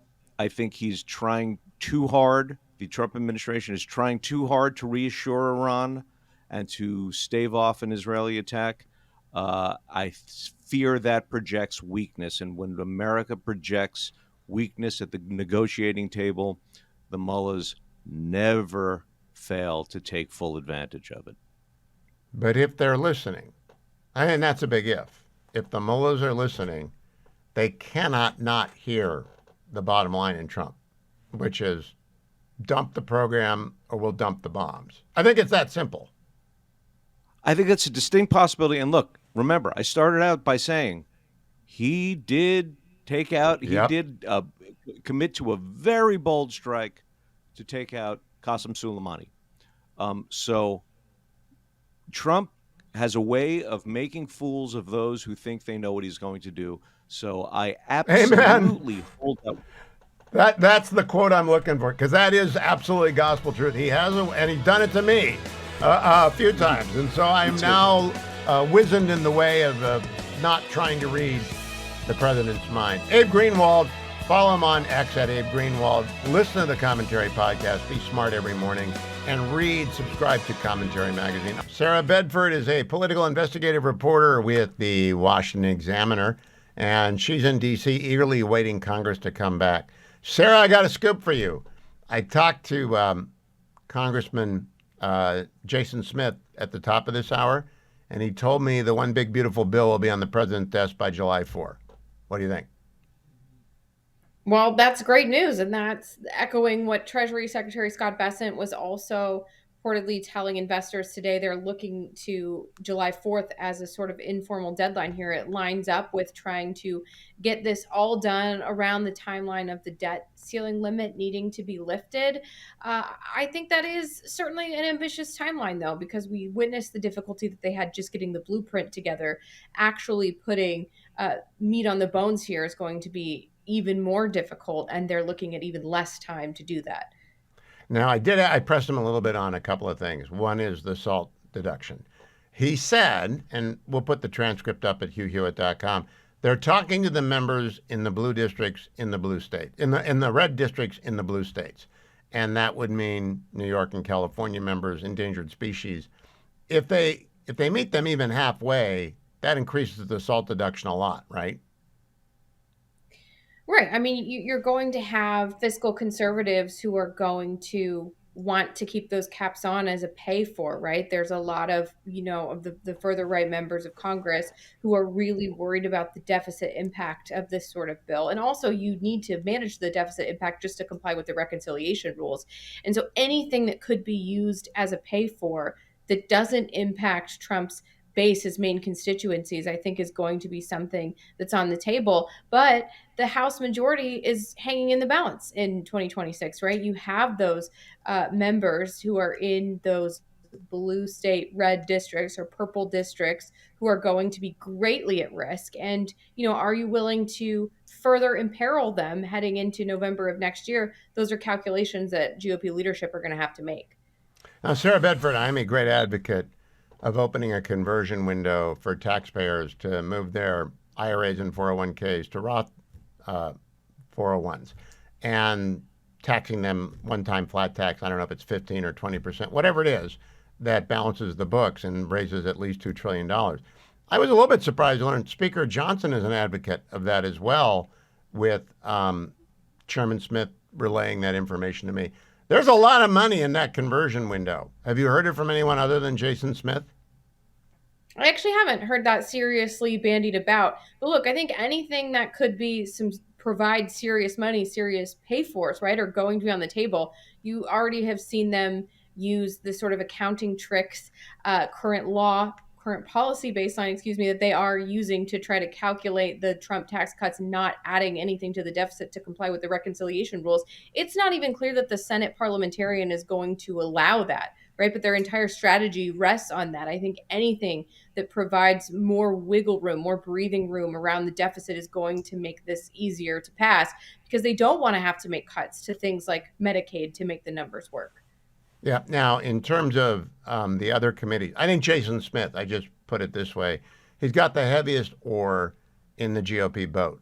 But there are a bunch of authorizing committees besides Ways and Means. Who else has got a heavy lift here, Sarah Bedford? I think the committees that oversee Medicaid, the HELP committee, it certainly has a really heavy lift here, because they have to find quite a bit in cuts. I believe it's $880 billion worth of cuts over the next 10 years without touching Medicaid, which Donald Trump has promised Republicans are not going to do. And there are a lot of experts who look at this and say the math just doesn't add up if you don't do something about Medicaid. Now, there can be a discussion about whether if you add work requirements or if you crack down even more aggressively on fraud, does that count as cutting Medicaid? It's unclear, but I think those people to have to work around all of the promises that Donald Trump has made regarding entitlements while still finding the cuts to make this bill feasible, that's going to be a really difficult task. Last question, Sarah. I've heard a lot of people say there are Republicans who depend upon Medicaid. Maybe. Medicaid's awful. It doesn't work in California. It's a piece of paper. It doesn't get you in to see a doctor. Who's the loudest voice on the Republican side for Medicaid? Because it doesn't work in California. I think you have those vulnerable members who see it, the cutting of Medicaid as being a powerful attack line against them. Democrats have been poll testing this. They've been hammering it really hard. And you have Donald Trump has kind of put himself in a read my lips, no new taxes situation. With Medicaid, he has promised over and over again, we're not going to touch it. So there are definitely conservatives who see this program as being broken and in need of reform. But Trump has promised that's not going to happen. I've heard different things, but that depends upon what prism people listen through when they listen to the president. Sarah Bedford, you listen to all of it. You can follow Sarah on X at Sarah C. Bedford. She'll be next week. Thank you from the Washington Examiner. Dr. Larry Arnn is usually the only voice you hear on Friday in the last hour of the program, but he let a release out yesterday from Hillsdale College. Give a listen.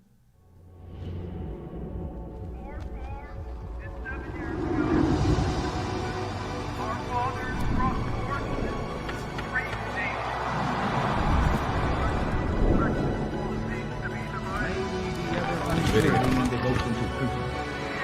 And it's You're watching on the Salem News Channel, Glorious Pictures, and it says, "The glory of America, the story of America." I don't know where the audio is, but we're going to get the Dr. on here pretty soon.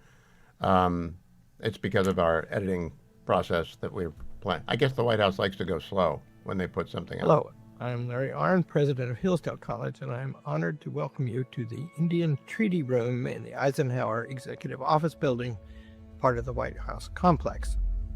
President Trump wishes to celebrate the 250th anniversary of the Declaration of Independence next year with an open heart.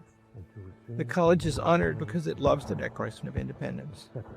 Our oldest building was dedicated on the 4th of July in 1853. Then the president of the college at that time, who became known to Abraham Lincoln, gave a speech in which he said, "Freedom and learning go together, and ignorance and slavery go together."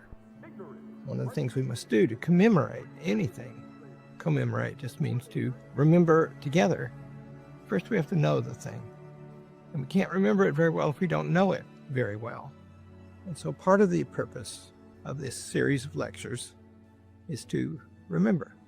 President Trump does this in part, I think. I don't speak for him. But the word "again" is important to him. He has a famous slogan that I will not repeat here, but everybody knows what it is. And it ends with the word "again." He wants to do something again. Something already been done. He wants to see it happen again. This places him somewhere near the politics of Abraham Lincoln, I think. George Washington did something for the first time, extremely honorable, including the defense of the Declaration of Independence on battlefields. Abraham Lincoln comes along later, and he wants to restore all of that. He took the view that that was a very hard thing to do, but it wasn't a new thing to do. It was something that we should remember and commemorate.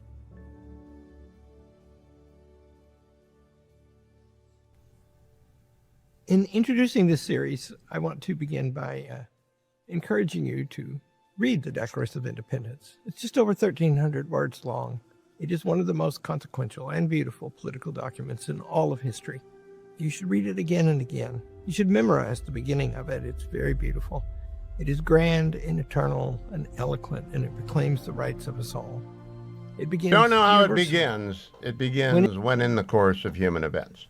I bring that up. You have to go watch the whole release at thewhitehouse.gov, and you can find Dr. Arnn. I'm sure the lectures that Hillsdale will produce will be extraordinary in their production quality, just like that little video from the White House was from the Indian Treaty Room, which is a beautiful building on the top floor of the old beautiful room on the top floor of the old executive office building. And of course, it's where many ceremonial moments with the tribes were held, but from which have also come forth hundreds of announcements of great consequence in modern era as well. So I think it's a great setting. I cannot wait to quiz Dr. Arnn about this. He didn't tell me about it last week when we were on the Hillsdale Dialogue. Maybe he'll tell me about it this week or next week. I'll find out how many takes that took, because it looked awfully polished to have been a one take. I don't think that was a one. Do you think that was a one take, Dwayne? I don't think that was a one take with Larry Arnn. You think he was doing 2 takes there, 5 takes, 10 takes? I bet you they did it within 2 takes, maybe 3, maybe 20. Yeah, probably not that many. We'll find out from Dr. Arnn. I want to talk to you about myphdweightloss.com. Okay. 864-644-1900. That's 864-644-1900. 1900. So I go to breakfast with Andrew Del Rey today. That was your first mistake. Well, that's breakfast out is bad. So are pancakes and syrup on the My PhD weight loss? Yes, on the don't let this happen to you list. How about sausage? Sausage is fine. So I was half right this morning, right? No. Because did you have the little round sausage ones? I had the short stack and the little round sausage. Okay. Yeah. Now, when you put them on a scale, how much volume does the pancakes and syrup? They're about the same. Oh, so you had sausages the size of pancakes. I said they're in the ballpark. They were on the table together. They were on the table together. What percent of the plate All right, this is why consisted of Dwayne did pancakes. myPhDweightloss.com and not me. Dwayne lost 50 pounds. I didn't have to because I get out and do my running. But Dwayne did it the old-fashioned way with myPhDweightloss.com. Lost 50 pounds, has kept it off. 864-644-1900. Do not be led astray. Do not settle for anything except myPhDweightloss.com. Let me also play for you a little bit of Scott Bessent today, because this is the speech that lifted all boats on Wall Street today. Cut number 10. In the final months of World War II, Western leaders convened the greatest economic minds of their generation. Their task? To build a new financial system. At a quiet resort high up in the mountains of New Hampshire, they laid the foundation for Pax Americana. The architects of Bretton Woods recognized that a global economy required global coordination. To encourage that coordination, they created the IMF and the World Bank. These twin institutions were born after a period of intense geopolitical and economic volatility. The purpose of the IMF and the World Bank was to better align national interests with international order, thereby bringing stability to an unstable world. He is going to then go on and say, we need a new set of institutions. I'll play that for you after the break, because the key problem in the international economic order right now is China. They know it, we know it, the world knows it. And Treasury Secretary Bessent called them out today. And that's why markets rose. There's no need for them to be a pariah state. They can be a communist state.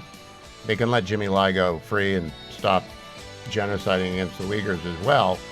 But they can be a communist state, but they can't cheat the way they've been cheating. And everybody knows that. Markets rallied today because Treasury Secretary Scott Bessent gave a remarkable speech. I could play you the whole thing. I'm going to play you one more cut. First, let me remind you, I am coming to you from the ReliefFactor.com studio. If you're watching on the Salem News Channel, you know that. I show it to you. I take it on the air every day. And I want to remind you once an hour, because some people don't get the whole show and some people forget. Take it. If you got it, don't forget it. Put it out next to the coffee. Put it where you shave. Put it in the car. That way you can be listening to me in the car and say, oh, I forgot it. Got to take my Relief Factor. And when you are safely stopped and pulled over, it's very easy to open, very easy to swallow. And you will thank me, because the minor aches and pains that plague you, from tennis elbow to achy knees or bad back or commute-induced neck pain, whatever it is, if it's a minor ache and pain that just plagues you or you're just getting older, Relief Factor helps. It really does. I carry curcumin, resveratrol, and omega. Take it every day, and you'll thank me. The starter pack, 1-800, the number 4 and the word relief, is $19.95, or you can go to their website, ReliefFactor.com, find that starter pack, click on it, try it for 3 weeks, less than $1 a day at $19.95 at ReliefFactor.com. Now, Scott Bessent, speaking truth to power, cut number 16. Here in the United States, we know we need to get our fiscal house in order.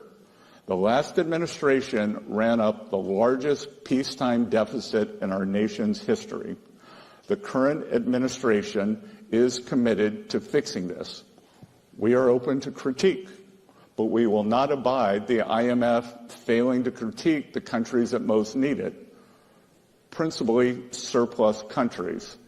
In line with its core mandate, the IMF needs to call out countries like China that have pursued globally distorted policies and opaque currency practices for many decades. All right, stop there. Let's get to the specifics. Cut number 19. China, in particular,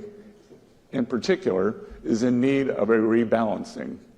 Recent data shows the Chinese economy tilting even further away from consumption toward manufacturing.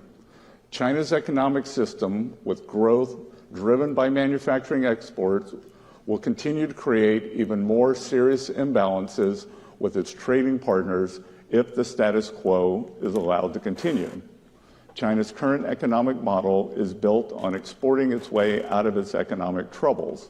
It's an unsustainable model that is not only harming China, but the entire world. China needs to change. All right, that's what I wanted you to hear. China needs to change. In the book Over My Shoulder, if you're watching on the Salem News Channel, Tom Cotton, 7 Things You Can't Say About China. One of those things is that they cheat. They got to stop cheating. And the IMF has to make them stop cheating in concert with the world's free economies, working against the alliance of tyrants which China leads. And it doesn't have to be war, but it has to be clarity before agreement, as our friend Dennis Prager likes to say.